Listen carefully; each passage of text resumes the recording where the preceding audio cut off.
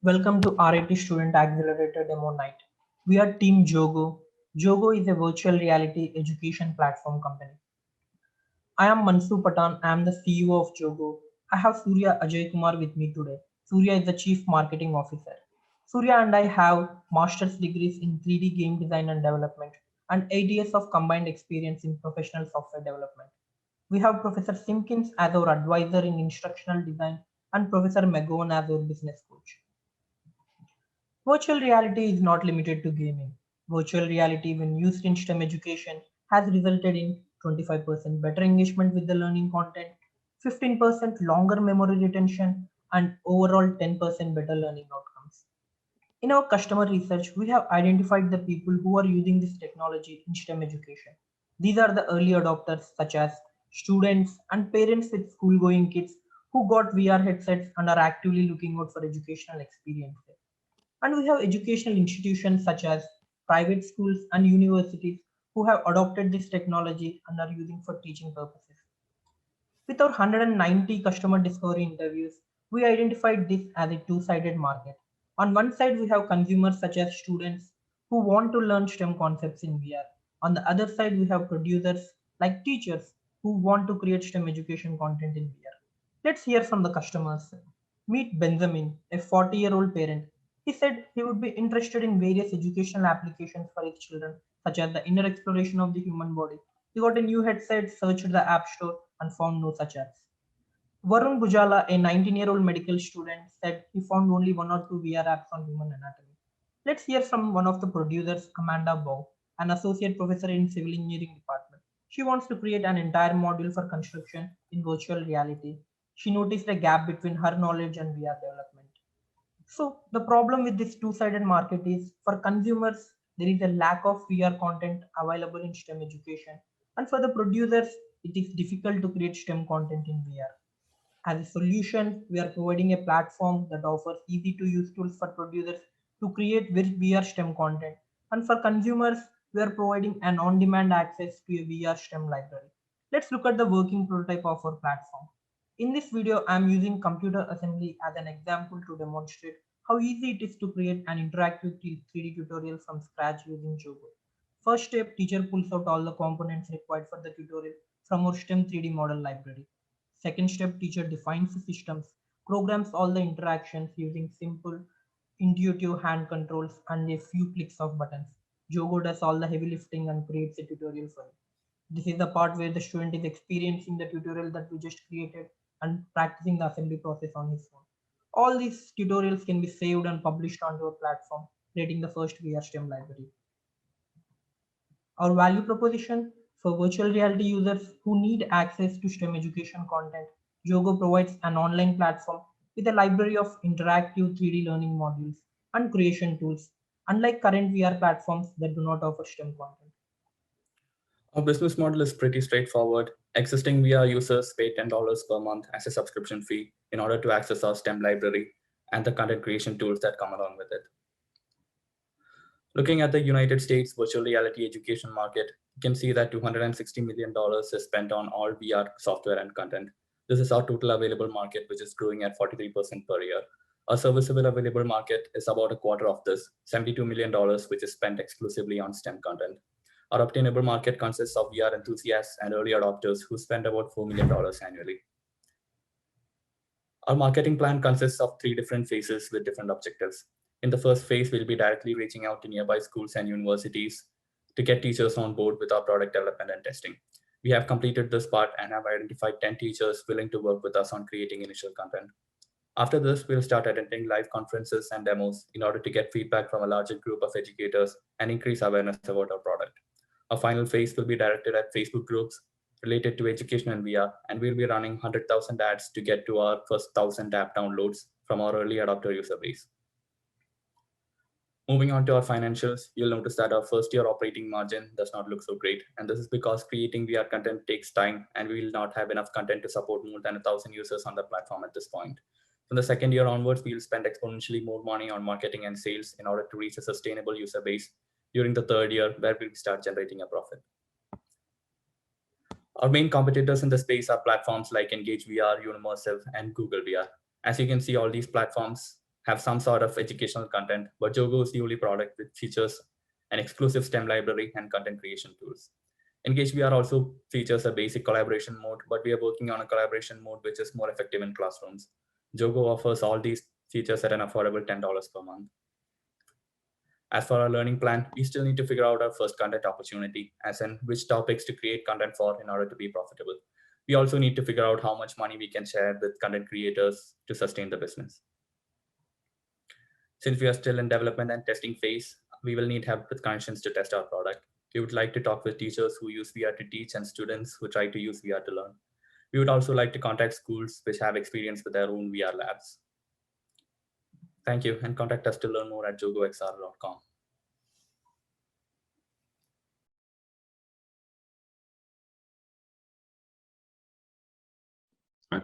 Hello, we're Nergear, and we're bringing focus to the people.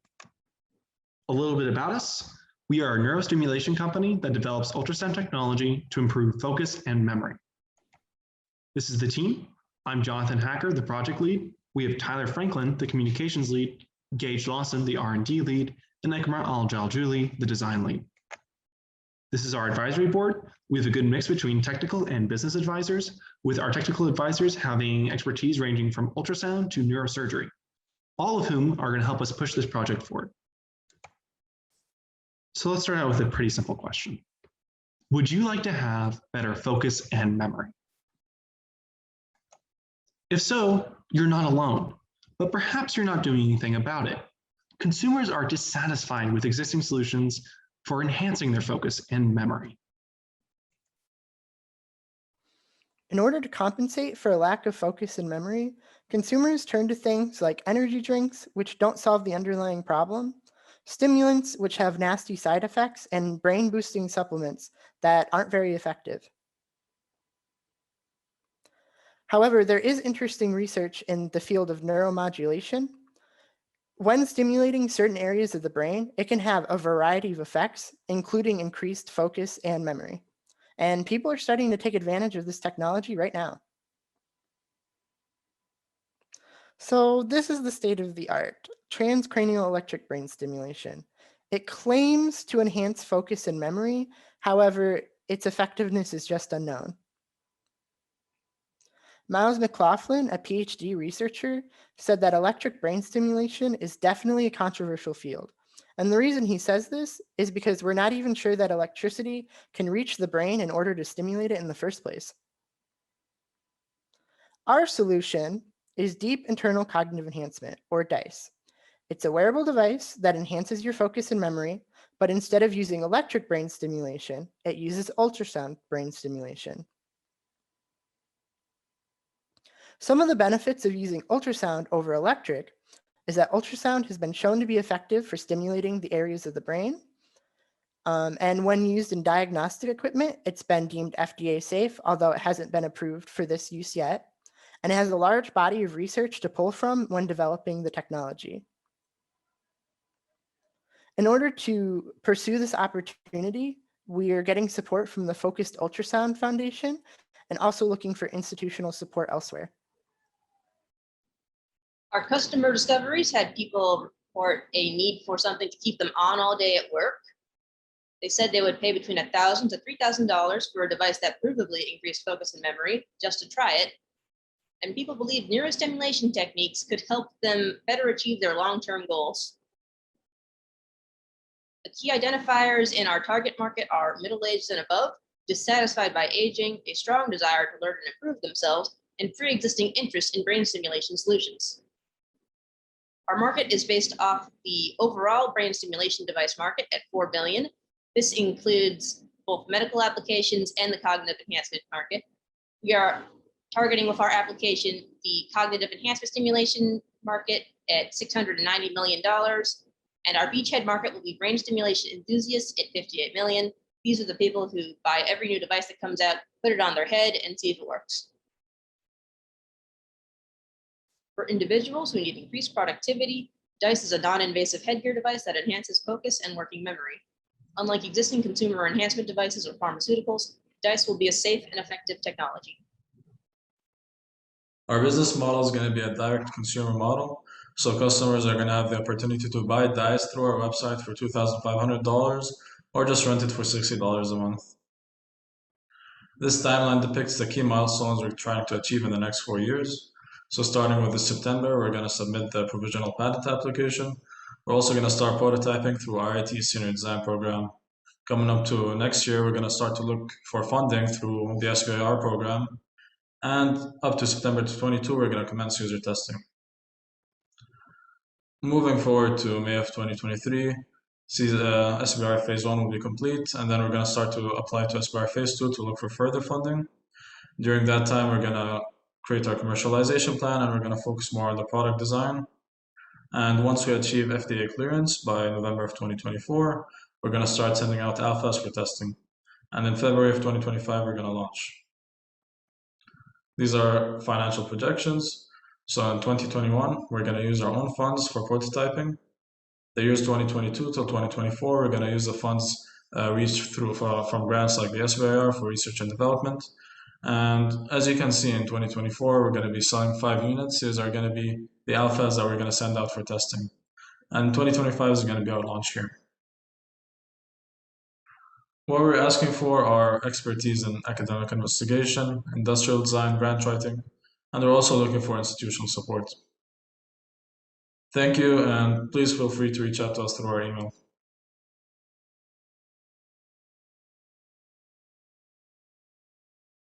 Hello everyone. Today we will be presenting to you Unimate. Our motto is to be the best, learn from the best. So what is Unimate? Unimate is a website that helps high school students get into top US universities.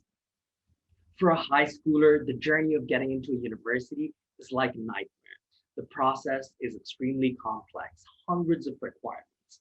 And to tackle this, it is extremely time consuming as the information is scattered, and university consultants charge between $1,000 to $15,000. All of these elements create an incredible amount of stress on high school students.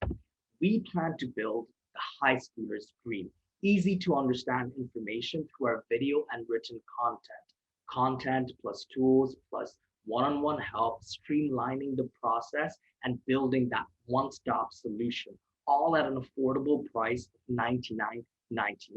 Therefore, we relieve the stress of high schoolers. We have done 250 interviews, 180 students, plus 70 parents across 23 nationalities. Now let us learn from them. Tasin Rahman is an international student who said, I paid $1,500 to an agency in Bangladesh, and they were useless. They only filled in my applications.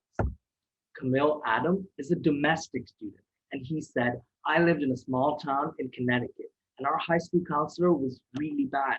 Most of us in our school couldn't afford outside help because it was really expensive. Fang Li is a parent from China, and she said having to pay $2,000 was definitely very difficult, but there was no other option that I know of. The US post-secondary education consultancy market is valued at $1.9 billion, according to IBIS World. 10 million students apply annually to US universities. With a 25% market penetration and $100 of contract value, that will land us $250 million. Narrowing it down to the obtainable market, 5% of the available market will land us to $12.5 million. The value that we offer is for applicants who need guidance applying to US universities. Unimate offers a user-friendly platform that guides the applicants throughout the entire process, reduces their stress, and saves their time, all at an affordable price, unlike private university consultants who charge between $1,000 to $15,000 for their services. So again, our product is a website, a platform that will guide and help students through their application process. In front of you is our prototype that we're currently working on. You can use our guides for the common app and the CSS profile to fill them successfully. You can also get expert help on application material. Unimate also offers an easy and intuitive way of tracking any application's deadlines coming up. Furthermore, Unimate allows the user to get access to content by current college students, who we call model students. Here is what our model student page would look like. So this is John's profile, an undergrad from Harvard. You will have access to videos made by John about different topics relating to college applications, college majors, and college life. You can also book a meeting with John to have a chat with him and have a better understanding about student life at Harvard University. Now, for our customer discovery, we kept hearing Reddit, Reddit, Reddit. A lot of students navigated Reddit to get help with the application process. Two subreddits were popular in particular, the applying to college and the international students to USA. So we will target these subreddits for ads and estimate at least 300,000 impressions. We also learned that the most effective method of learning about a new education product for high school students was through school presentations. Therefore, we will do 50 virtual presentations per month and reach to 600 high schools in year one. With these two strategies combined, we expect to gain at least 2,500 users. For our financial projections, I would like to bring your attention to year 3, 2024, and that's when we expect our business to be profitable. We expect to have 10,000 users, giving us a revenue of $1 million and an operating profit of $200,000. As for our competitive analysis, while international student website offers informational content, Niche offers a good college search tool, Unibody offers chat with users and university students, none offers all of these features combined, which is what we do at Unimate. As for our business model, we will have the freemium model. For our users, our free product will give them access to introductory content. However, for our premium product, they can get access to all of our content for $99.99 a year, and they can book meetings with experts for $49.99 a booking. As for our learning plan, we need to determine if our users will benefit from having a mobile app in addition to the website. We plan to conduct at least 50 interviews to understand and determine the user preference in regards to that. We also need to determine the purchase rate after presentations in high schools. This will help us understand whether acquisition cost projections are accurate. As for our ask, we are looking for a technical co-founder who has experience as a full-stack developer and will help us build Unimate's website. We are also asking for recruiting connections so that we can recruit the model students on our website. Thank you all for your time, and at Unimate we say, to be the best, learn from the best.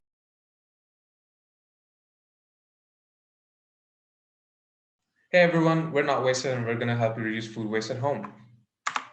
Our team's made up of Shiv, who's in charge of design and marketing, Nate's in charge of operations and finance, and I'm Harsh, leading development.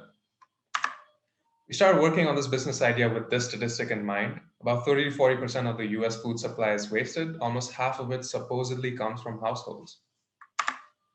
So we established a hypothesis. We assumed that working professionals and homemakers lead busy lives, which makes it difficult for them to remember when exactly their food is expiring, leading them to throw out ruined food items.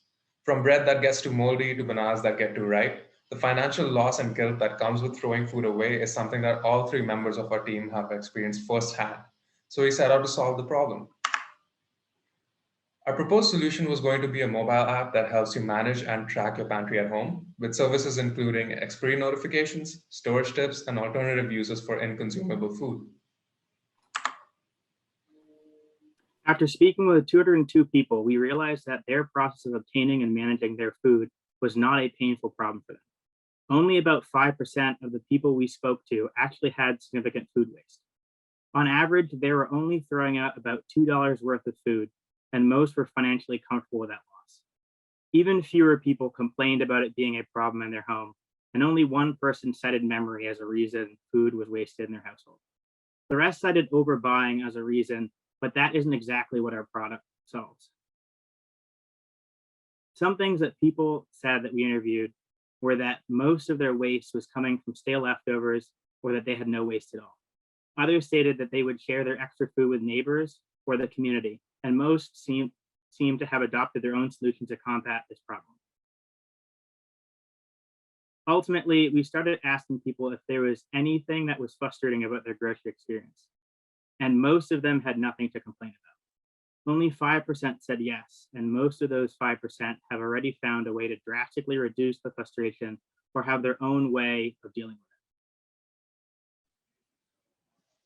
Some additional things we learned through our research are that people don't mind investing some time and energy into growing herbs and leafy greens. Composting isn't exactly a go-to solution for people, but some people do practice it. There are also other products and services that facilitate composting at home. When using grocery delivery apps like Instacart, we identified that there's a lack of trust from the buyer's side. Buyers believe that Instacart shoppers don't pick the freshest produce and meats, so they prefer to buy them in person themselves. We also discovered that other companies have tried the same business model and have failed to generate revenue, so they eventually pivoted to other ideas. For example, Cooklist used to have similar offerings as ours, but they pivoted to AI-generated recipes. We stayed true to the process and conducted all the groundwork to conclude that the problem we're trying to solve cannot be turned into a viable business model, at least in the way we originally sought out to pursue.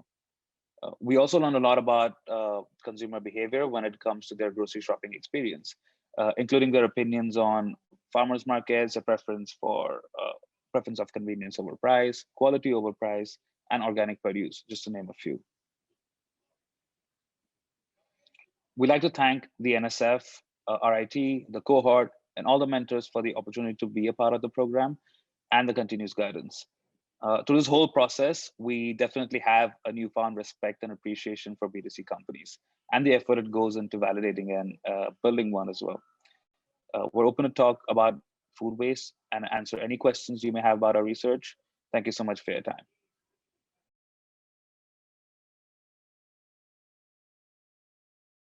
Hi, we're Susole. Susole is a beverage company that provides cocktail-flavored hard seltzers. Currently, our company includes William Spicer, he's our CEO, and I'm Winston Wang, and I'm the CPO. We often find cocktails are flavorful and have endless possibilities, but they are expensive and packed with calories. That's why we aim to provide exotic hard seltzer, which features cocktail-flavored profiles, such as Dragon Fruit Mojito, Panna Colada, and the Passion Tango. Currently, we've conducted about 230 interviews, and out of those interviews, 85% of people said that they would be willing to try our drink and are interested. Maggie specifically said that I enjoy cocktail drinks, but they have too many calories, so I tend to stay away from them. And Alex said that he likes the idea of cocktail-flavored hard seltzers, like the Bud Light ones that are already out, but they tasted awful, so he just wishes there were ones that had better taste. So our ideal target customer to start off is Maggie. She's age 28, she enjoys drinking mixed drinks, often drinks with friends on the weekends, and is usually on the go with no time to make that drink while socializing with friends. The current US hard seltzer market is valued at roughly $3 billion, with the New York steak market being about a sixth of that at $500 million, and where we would like to initially start, the Finger Lakes region, at about $25 million. So our value propositions for hard seltzer fans who want more flavor options, Susole provides exotic, cocktail-flavored hard seltzers that are refreshing and packed with unique flavors, unlike traditionally flavored hard seltzers. Our products, we aim to provide 12 cans variety pack, include 3 flavors. Individually, it will be 12-ounce slim can, 5% alcohol, and around 90 calories. Currently, we're developing the product prototypes. Compared to competitors, Susole will be able to offer exotic flavors, also as a cocktail alternative, of course, offering lower calorie and a better taste. So we aim to offer our product at $1.50 per can. We have a pretty simple intermediary pipeline model. We sell to distributors, and then distributors themselves go on to sell to licensed retailers, and then the retailers sell to our specific consumers. And to our marketing plans, so we aim to use targeted ads on Instagram, aim to spend $4,500 per month, and reaching a 280,000 to 740,000 impressions. And secondly, use a targeted ads on TikTok, aim to spend $4,000 per month to reach 400,000 impressions. We chose those 2 platforms as our target audience, like Millennial and Gen Z. They use those 2 platforms more than other platforms. And thirdly, we aim to use co-op advertising with beverage distributors so they can set up brand promotion display in retail stores and that will cost around 5% sales allowance. In 2022, our first year of operation, we're planning on having a revenue stream of about $500,000, with cost of goods sold at about 50% of that. Now, currently, our main expense is $152,000 in our marketing budget. For this reason, we are trying to push marketing a lot because we want to get our brand promotion out there and really be competitive in this space. Now, in 2026, we need to reach at least 10 million in revenue in order to exit and sell our brand to a larger corporation. So what do we need to learn over the next few weeks? We need to learn if our price elasticity is correct and also our flavor profile choices, because without these, we won't be able to effectively penetrate the market. Currently, we're looking with advisors with expertise in the alcoholic beverage industry as a whole, and more specifically, the supply chain, so that we know that our supply chain is effective and cost effective. Thank you, and if you're interested in contacting Sue Soleil, please speak with us after or use our emails below.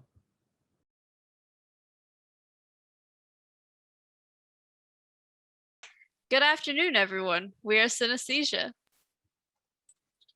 So we are an automated transcription service for musicians and music educators. My name is Hendrik Dukas. I'm the president and current project lead. My name is Hannah Gropin. I am the tech lead and conduct additional AI research. Hi, my name is Rose Parker. I'm the graphic design lead and handle visual branding. I'm Rachel Wong. I am the transcription engineer, and as the person most familiar with music notation, I handle the notation functionality. So the problem we're addressing here is music transcription. Time is often wasted on manually writing sheet music. Musicians can spend up to several hours or even days writing a single music score because the manual process is hard and inconvenient. It's an annoying process that requires a very well-trained ear and a lot of patience.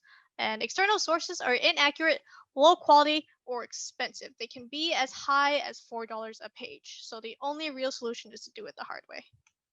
But we have a better solution. We have an application that can quickly and accurately provide sheet music for every instrument in a song.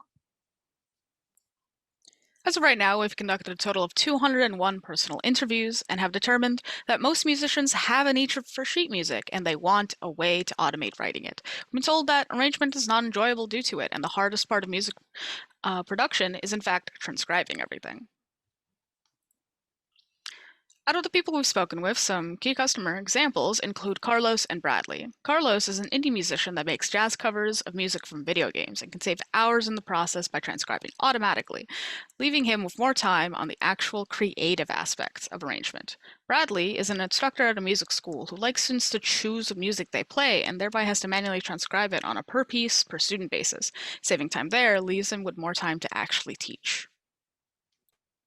So we're the transcription company that'll help people like Carlos and Bradley. We will provide a desktop application that takes any audio file of a fully mixed recording, such as a WAV file. And with our frequency analysis algorithm, we will identify and separate every individual instrument and instantly generate sheet music for the whole arrangement. Because our software doesn't just listen to one instrument at a time. The ability to generate sheet music for multiple instruments at once is completely unique to us. And we currently have a working proof of concept. In fact, the bit of music on the right is actually generated from our software. Pulling that all together, for music educators and musicians who want to simplify their creative or teaching processes, Synesthesia provides automatic transcription services and audio splitting, unlike manual transcription, which requires well-trained ears, strong knowledge of music theory, and extensive time to ensure accuracy. We're part of the US music transcription market. It's made up of about 950,000 educators and musicians, and we plan to target high school educators in the early stages. Because to our discovery, we found that there's a demonstrated need in this group for the product, and it's a need we can serve very easily.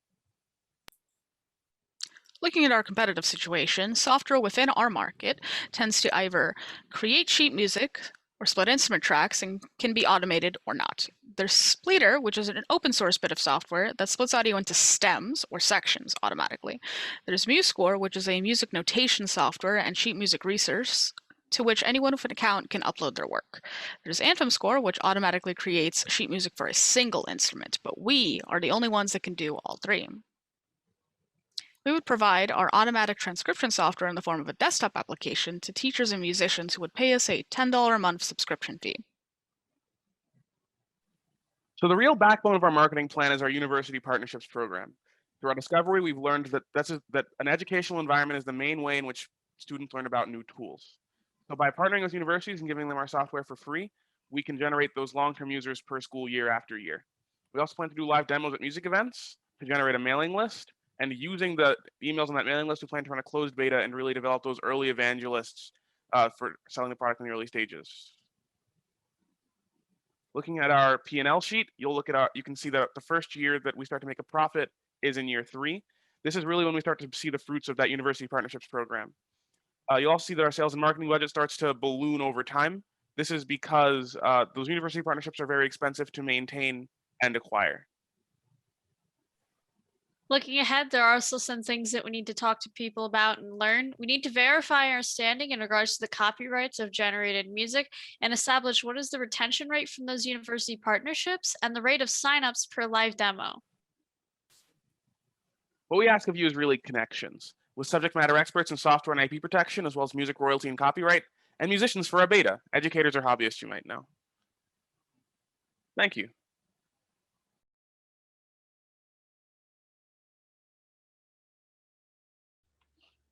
Good evening, we're Taste Trotters and we offer a global ice cream adventure. Our team consists of Eric Brown as a business lead, Ray Ortega as a recipe designer, Steve Brookstein as an entrepreneurial coach, and then myself, Mia Saratella, as a brand and product manager. We bring to you super premium pints of ice cream inspired by international flavors. We've all been there, staring face to face with the ice cream section, deciding what to get. Vanilla, had that last week. Chocolate, oh, that was the week before. You're tired of the same plain old flavors you're faced with every week. And how can you experiment when 80% of your options are the same old flavors? Dessert indulgers need something to fill the void, and here's how we know that. Ben wants more variety. Kayla's looking to indulge with her friends. Revan would rather bring expensive artisanal ice cream than a bottle of wine to a party. And Lena wants a flavor based on international foods. So here's what we've come up with. Taste Trotters is a top shelf, super premium ice cream that gives you a global adventure in a pint. We offer true variety with our exotic ingredients and unconventional flavors, like Egyptian omali and Mexican hot chocolate. Meet our star dessert indulger. Sterling is in their mid-20s and strives to end each night with their favorite dessert, ice cream. Sterling says it best, dessert is supposed to invoke an emotional connection with who you share it with. However, Sterling is looking for something different than what's available at Whole Foods. They need something more imaginative. And here's how Taste Trotters will evoke your imagination. Taste Trotters offers our dessert indulgers artisanal ice cream with internationally inspired flavors. Here, we have our Indian fig ice cream with honey roasted almonds. And right now, we're experimenting with recipes and distributing samples to the very first Taste Trotters themselves. Our value proposition is simple. We're dessert indulgers seeking new varieties of artisanal ice cream flavors for themselves and to share with family and friends. Taste Trotters provides a variety of super premium, internationally inspired ice cream flavors at $9 a pint. The total US artisanal ice cream market is $2.5 billion. We will start as a regional brand with a focus in the Northeast US that has an available market of $425 million. Our test market will be Erie and Monroe County, which have a combined market of $15 million. Our major competitors will be popular brands of ice cream in Erie and Monroe counties like Ben & Jerry's, Perry's, and Jenny's. We separate ourselves from these companies by offering nearly 8 more international flavors than the next leading brand, using nothing less than authentic international ingredients and being artisanally focused. Taste Trotters will also be among the most premium pints on the shelf. Because of this, all of our ingredients will be the highest possible quality as well as organic. We will have a key partner that will manufacture, pack, and then distribute our product to grocery stores like Wegmans and Whole Foods. We will allocate our $100,000 marketing budget in year 1 to advertising to foodies on Instagram and purchasing a food truck to build personal connections with our early adopters. On Instagram, we will be able to partner with influencers like Snack City to promote our brand while also running targeted ads to dessert indulgers in Erie and Monroe counties. With our food truck, we'll be able to attend parties in these local areas and food festivals to create brand awareness. By showing traction and building a customer base, we will be able to show grocers there is a demand for our ice cream. Year 1 and 2 of our financials are based on our test market. In 2024, we will have expanded out of our test market into the Northeast region of the US, bringing us a positive operating income. I'd like to draw your attention to our operating margin, which is actually just slightly above industry average of 7%. Now I'd like to bring your attention to our budget for R&D, which will consist of a yearly group of customers we will call Taste Trotters, who will taste test our experimental flavors for free. In order to continue to further and develop, we must understand 3 important key learnings. The first is to determine the price elasticity. How high is too high to charge? The second is to finalize the top 5 recipes for mass distribution, and the last is to determine if distributing to ice cream shops in the future is a viable business strategy. We are seeking an advisory board member that has expertise in marketing and/or experience in CPG. And if you do nothing else today, please become a taste trotter. You can take out your phone right now and scan the QR code on this slide or the next one, because we are looking for our first 1,000 taste trotters to help craft our ice cream menu. All you have to do is check out our website and subscribe to our email list. Please feel free to reach out via social media, as we would love to connect with you. Thank you very much for your time, everyone. We are Taste Trotters.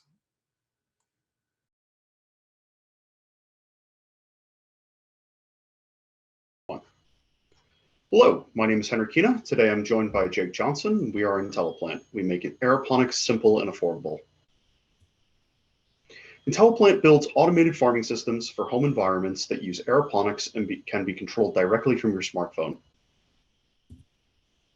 So what exactly is aeroponics? For those of you that may not be familiar, aeroponics is the process of growing plants by suspending the plant roots in air and routinely misting them with a nutrient water solution.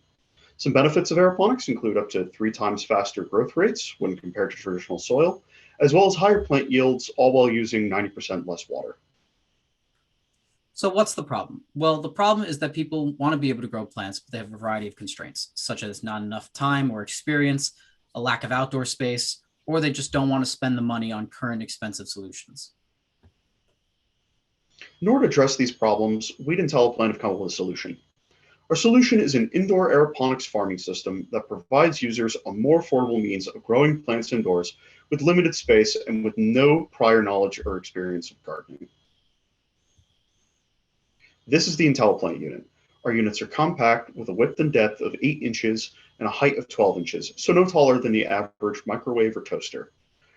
Our units will retail for around $200, which puts us well ahead of the competition, as we'll discuss later. They're modular and expandable with room for multiple plants, and they feature full environmental automation, all of which can be controlled directly from your smartphone. Here's some more images of our product prototypes and the alpha of our mobile app for reference and scale. As you can see, they're effectively growing plants like leafy greens, like lettuce and kale, as well as a jalapeno pepper bush. We plan to continue testing with more plants like tomatoes and strawberries, various herbs and spices, and where legally permitted, we'll be testing with cannabis and hemp. So in order to build our product and develop our company, we've recruited a number of talented individuals with backgrounds in agricultural science, software and hardware engineering, packaging, as well as business and marketing. We've conducted over 130 customer discovery interviews, and from those, we've begun to determine our target customers, such as the 2 people that you see here. Tom is a mid-60s suburban retiree that struggles with time and animals in his garden. And Colin is in his mid-20s. He's a college graduate who struggles with a lack of space, and he wants to supplement some of his grocery costs.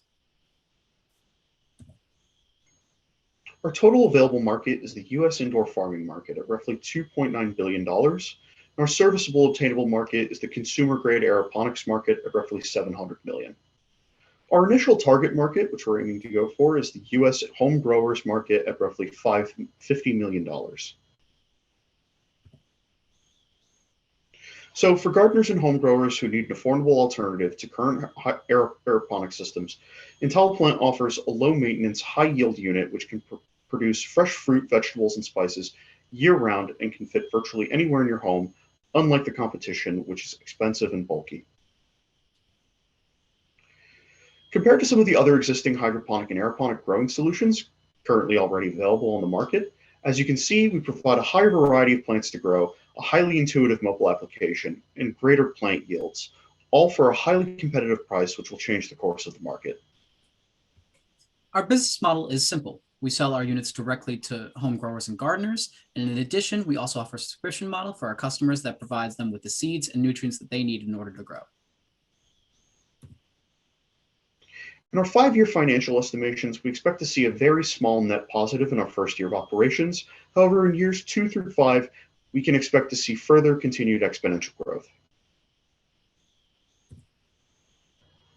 So for our launch marketing plan, we're going to be attending farmers markets all throughout the Northeastern United States.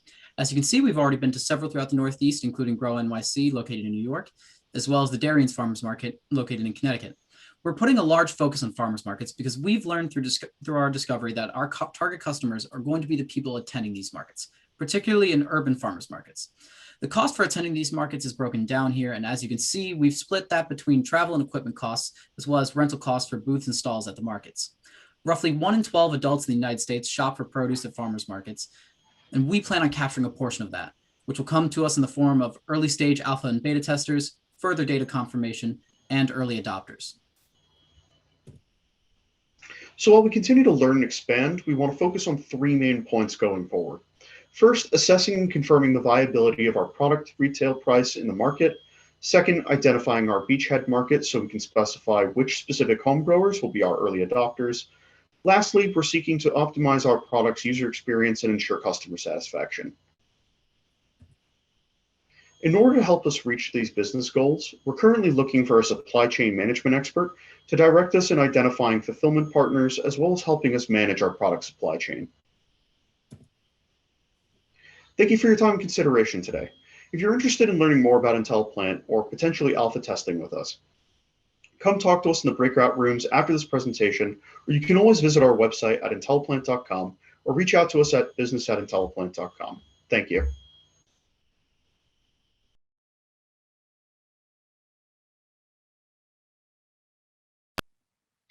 Hello, we are Forward Forestry presenting Mill Market, the first online platform for log auctions. And I'm Ryan Glossop. My responsibilities are split between marketing and software development. Hey everyone, I'm Mike Preminger. I'm our forester and subject matter expert and marketing lead. And I'm Yuval Levy, our software development lead and user experience designer. So our market consists of loggers and log buyers. Loggers cut trees, turn them into logs, and then sell them to log buyers at mills, where they're turned into boards or paper. The problem is the log buying process is complicated and time consuming. It's about who you know rather than market data. That means loggers often don't match with the mill who will give them the best price for their logs. Our solution is to simplify the process with an online auction platform where loggers list their logs for sale and the system matches them with the mill that's paying the most. From our customer interviews, we've heard from log buyers about the inefficiencies in their buying process. Here's Dave, a log buyer, who said, "I'm always trying to buy wood. I talk to loggers almost every day, and I spend at least half a day on the road each week visiting them at the job sites." Meanwhile, loggers like Jason have told us, it's hard to bid logs out. Scheduling different buyers to come look at my logs takes up time I could be using for production. We want to save Jason that time by running the auction for him. Our early adopters will be loggers like Jack, who shop their logs around to multiple mills. He's focused on high log production and attends trade shows and workshops through the Northeastern Loggers Association, NELA, where he can learn about new innovations in the industry, like Mill Market. On the other side, we have log buyers like Jonah, who, as we mentioned before, spends a lot of time on the road and on the phone talking to loggers and looking for logs to buy. He's also looking for more flexibility in how he gets his job done. The value we provide is as follows. For log buyers, we need a more streamlined and diverse supply chain. And loggers need to get the maximum bid for their logs. Mill Market quickly matches each load of logs with log buyers who need it most, increasing logger revenues by up to 15% per load. Now, the US log market consists of about $22 billion worth of logs sold annually. We make money by taking a 5% commission of each sale on our platform. If we captured all the sales in the US, we would make $1.1 billion in revenue annually. About a quarter of these logs are bought directly from loggers. If we only covered those sales, we would make $272 million in revenue. Our early adopters are Northeast loggers who are looking to shop their logs around, and those represent a $5 million opportunity.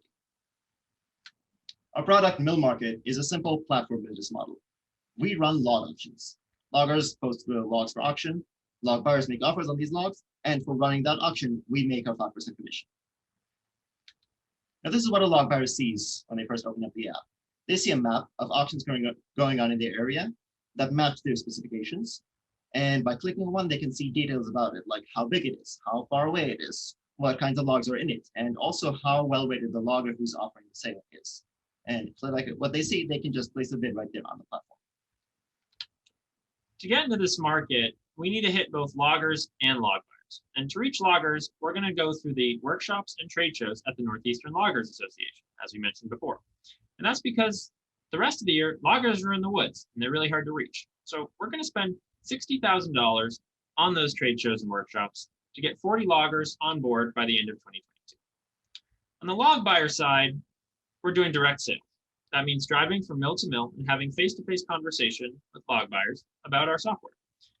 We're going to spend $50,000 to reach 120 log buyers and look to convert 40 of them to our platform by the end of 2022. Between these loggers and log buyers, we're looking for them to do 2,400 loads of logs in our first year at an average commission of $50 per load. By year 3, we want to realize that $5 million market opportunity by getting to 100,000 loads of logs. And we're going to accomplish that through positive network effects, which means we're not just getting new customers, but growing our existing ones. The more that loggers post on the app, the more that mills can rely on the app to source their logs. And the more mills rely on the app, the more incentive loggers have to post to get that perfect price match. This is a positive feedback loop that we're going to capitalize on. And what we're proposing here is something that doesn't currently exist. There's absolutely programs out there like Forest to Market where you can find great market data and analytics about the log market. And there's even sites like Fast Markets where loggers can find potential buyers in their local area. But there's nothing out there where you can find current active log buying opportunities and actually conduct those transactions on platform. And that's what Mill Market is going to do. Our advisory board consists of several of the minds behind the RIT innovation world: Jeff Arowitz, Jerry Adamski, Tom Klein, and Anthony Testa. And right now, before we start marketing in 2022, there's a few things we need to sort out this year. First, from a development standpoint, we need to determine how loggers would want to list their products. Do they want to use a fully integrated mobile app, or would they prefer an app with some concierge service built in? For that, we'll run an alpha test with a basic version of our app and get some customer feedback. Second, we need to determine whether 5% is the optimum commission. And for that, we'll be conducting additional customer research. Right now, we're looking for testers to participate in our alpha test and an advisory board member who's got a lot of connections to sawmills in the Northeast and can get us some chairs across from log buyers. Thank you, and we'll see you in the breakout.